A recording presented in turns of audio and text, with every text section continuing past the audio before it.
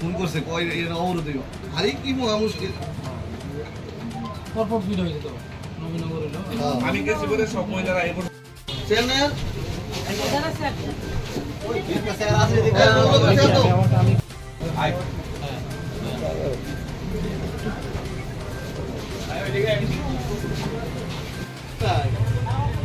আছে বাইরে আছে বাইরে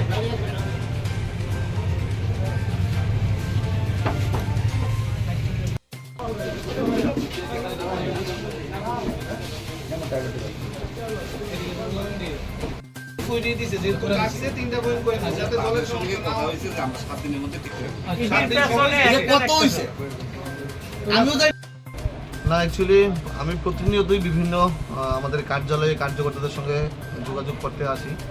আজকে সকালে একটা ছোট ইনসিডেন্ট হয়েছিল করিমোরাতে, তো এখানে আমাদের দলের কার্যকর্তারা এলাকার অনেকেই আছে, সবার সঙ্গে মত বিনিময় করি, বিষয়টা জানার চেষ্টা করি এবং আগামী দিনে যেন এরকম অপ্রীতিকর কোনো ঘটনা না ঘটে সবাই দায়িত্ব নিয়েছে। এখানে কোনো জাতি ধর্ম বর্ণ নির্বিশেষে সবাই মিলে আমরা আমাদের বিশালগড়কে এই করিমোরাকে শ্রেষ্ঠত্বের দিকে নিতে চাই, সেই উদ্দেশ্যে সকলে মিলে কাজ করব।